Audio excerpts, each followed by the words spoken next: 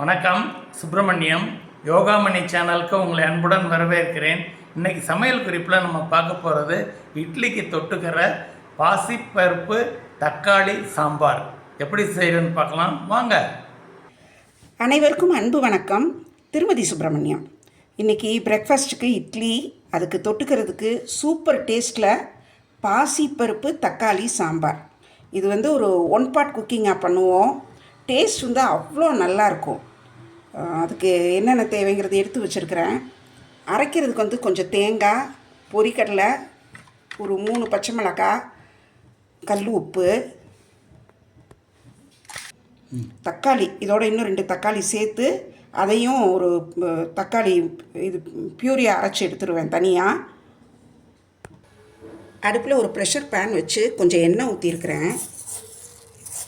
அதில் 1 ஸ்பூன் கடுகு சேர்க்குறேன். கடுகு, உளுந்தம்பருப்பு, கருவேப்பிலை, பச்சை கொத்தமல்லி, பெருங்காயம் ஒரு 1/2 டீஸ்பூன், பாசிப்பருப்பு 1/2 கப், வெங்காயம், பெரிய வெங்காயம் நறுக்குனது 1 கப் அளவு சேர்க்குறேன். தக்காளி மிக்சியில் போட்டு விழுத அரைச்சது, மஞ்சள் தூள் 1/2 டீஸ்பூன், சாம்பார் பொடி 1 டீஸ்பூன், தனி மிளகாத்தூள் 1 டீஸ்பூன் சேர்த்துருக்குறேன். தேங்காய், பச்சை மிளகாய், பொரிக்கடலை சேர்த்து அரைச்ச விழுது அதையும் இதில் ஊற்றிடுறேன். இந்த வெங்காயம், தக்காளி எதுவுமே நான் வதக்க வேணாம், அப்படியே நம்ம இதில் சேர்த்துடலாம் எல்லாத்தையும். இப்போ இந்த மிக்ஸி எல்லாத்தையும் கொஞ்சம் நல்லா அலசி கொஞ்சம் ஒரு 1/2 கப் தண்ணி இதுக்கு தேவையான அளவுக்கு நான் இப்போ இதில் சேர்த்துறேன். இது எல்லாத்தையும் சேர்த்து நல்லா கிண்டி விட்டுட்டேன்.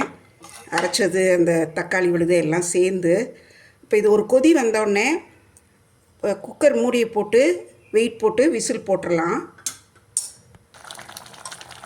நல்லா கொதிச்சிட்ருக்கு. இப்படி கொதி வந்ததுக்கப்புறம் குக்கர் மூடி போட்டு வெயிட் போட்டோன்னா பெரும்பாலும் அது வெளியிலலாம் சிந்தாமல் இருக்கும்.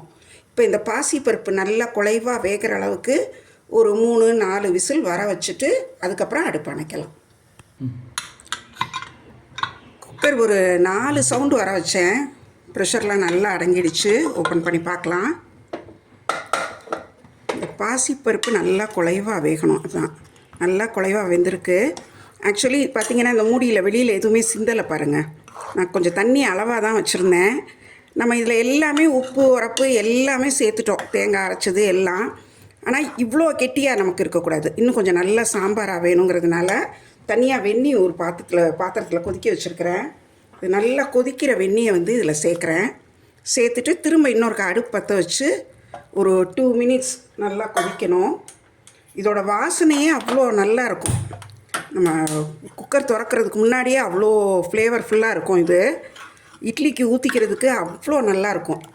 நல்லா சுட சுட இட்லி எடுத்து வச்சு அது மேலே கொஞ்சம் விரும்பினா நெய் ஊற்றி இந்த சாம்பாரையும் அது மேலே ஊற்றி சாப்பிட்டோன்னா செம்ம டேஸ்ட்டாக இருக்கும். இப்போ இது நல்லா கொஞ்சம் ஒரு 2 கொதி வரட்டும்.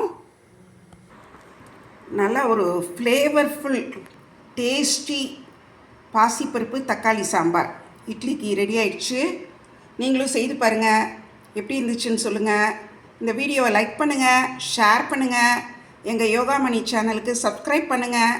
நன்றி, வணக்கம்.